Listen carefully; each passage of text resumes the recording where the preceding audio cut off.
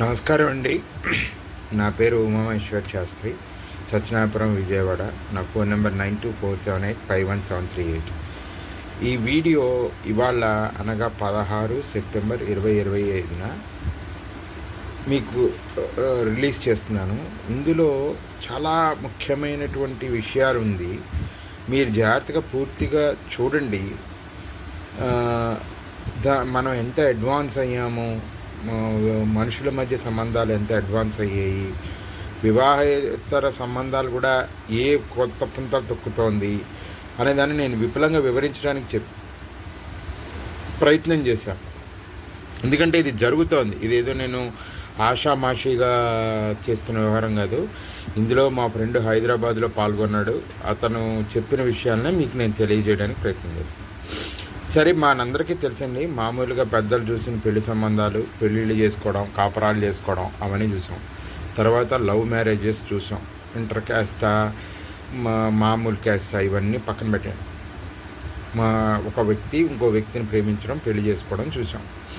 తర్వాత నెక్స్ట్ లెవెల్కి వచ్చిన తర్వాత లివింగ్ రిలేషన్షిప్ చూసాం.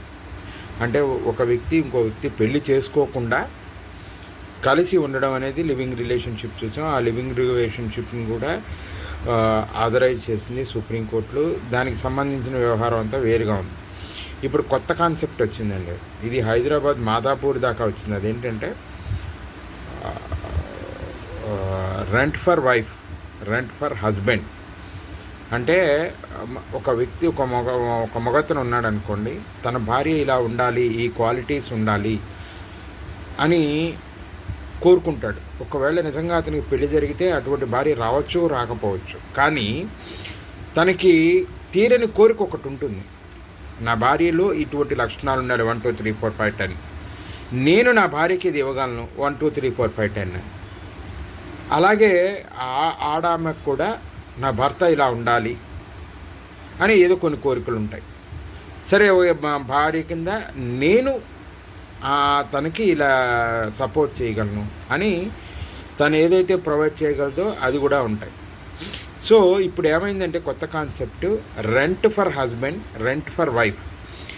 ఒక ఆర్గనైజేషన్ స్టార్ట్ అయింది హైదరాబాద్లో. అది సాఫ్ట్వేర్ ప్రొఫెషనల్ మెయిన్గా టార్గెట్ చేస్తున్నారు. నాకు కూడా కాల్స్ వచ్చాయనుకోండి, అది వేరే విషయం. వాళ్ళు ఏంటంటే ఇప్పుడు మగతనికి ఫోన్ చేసి మీకు ఎటువంటి భార్య కావాలనుకుంటున్నారు, మన క్వాలిటీసు, మన రిక్వైర్మెంట్స్ అన్నీ చెప్పామనుకోండి, వాళ్ళ డేటాబేస్లో కూడా అలాగే ఉన్నటువంటి అమ్మాయిని మనకి కాంటాక్ట్లో తీసుకొస్తారు. మనం ఆఫీస్కి వెళ్ళి మళ్ళీ నా అమ్మాయిని సెలెక్ట్ చేసుకుని ఆ అమ్మాయితో కూర్చొని మాట్లాడుకుని అది 1 month 15 days 1 week అన్నది ఫైనాన్షియల్ దీని మీద ఉంటుంది. అంటే మనం పెట్టే కోరికలు, అమ్మాయి రిక్వైర్మెంట్లు ఇవన్నీ కలిపి ఒక ఫీజు డిసైడ్ అవుతుంది. ఆ ఫీజు పే చేయడం, దానికి సంబంధించిన పేపర్ వర్క్ అంతా ఆర్గనైజేషన్ చూసుకుంటుంది. ఆ డాక్యుమెంటేషన్లో ఎలా ఉంటే అబ్బాయి దగ్గరికి అమ్మాయి రావడమా, అమ్మాయి దగ్గరికి అబ్బాయి వెళ్ళడమా జరుగుతుంది. ఆ కాంట్రాక్ట్ పెళ్ళి అనుకోండి. ఇది కాంట్రాక్ట్ అయిపోయిన తర్వాత అమ్మాయి తన పని చూసుకుంటుంది, ఈ అబ్బాయి తిని పని చూసుకుంటాడు. ఇది వైస్ వర్స. అమ్మాయి కూడా అంతే. అమ్మాయి కూడా తనకి ఎటువంటి కావాలో రిజిస్ట్రేషన్ చేసుకుంటుంది. సో ఆ అమ్మాయి రిక్వైర్మెంట్ బట్టి అబ్బాయిని పిలుస్తారు, అమ్మాయి చూస్ చేసుకుంటుంది. ఏమంటే ఇది తప్ప ఒప్ప అన్నది పక్కన పెట్టండి, ఇంకో లాజికల్గా ఆలోచించండి. ఇప్పుడు ఒక మనిషి ఉన్నాడు, అతను మంచివాడే. అతనేమి ప్రాస్టిట్యూట్స్ దగ్గరికి వెళ్ళట్లేదు, వ్యభిచార వృత్తి ఏం చేయట్లేదు. అది ఆడ మగ కాదు. ఒక మనిషి ఉన్నాడు, వాడికి ఆకలి దప్పులు ఉంటాయి, ఇంట్లో భోజనం లేదు, లేదా వాడికి ఇష్టమైన భోజనం లేదు. ఏం చేస్తున్నామండి? హోటళ్ళు, కర్రీ పాయింట్లు ఇవన్నీ ఉన్నాయి కదా, ఆన్లైన్ డెలివరీ, ఆఫ్లైన్ డెలివరీ. అలాగే ఆ మనిషికి కొన్ని బయోలాజికల్ నీడ్స్ ఉంటాయి. సో అతను తప్పు మనిషి ఏం కాదు.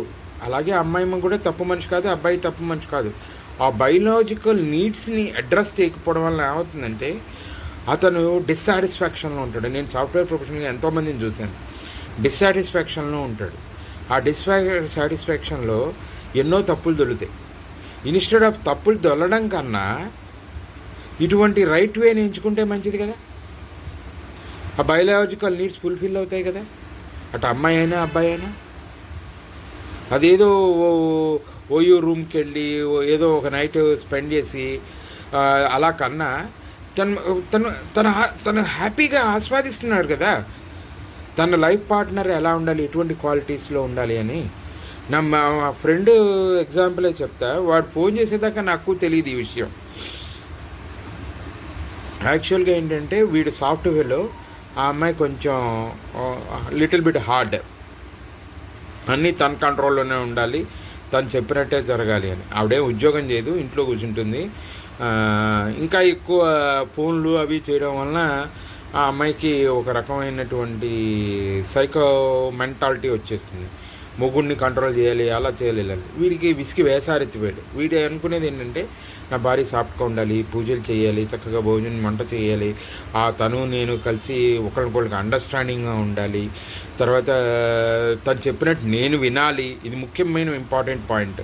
నేనే ఆ అమ్మాయికి చెప్పడం కాదు, తను చెప్పినట్టు నేను వినాలి, నేను చెప్పినట్టు తను వినాలి. ఇలా మంచి యాస్పిరేషన్, మంచి ఇవే ఉన్నాయి వాడికి ఉద్దేశాలే.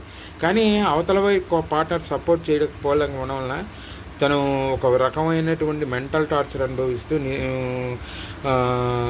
అసంతృప్తిగా ఉన్నాడు.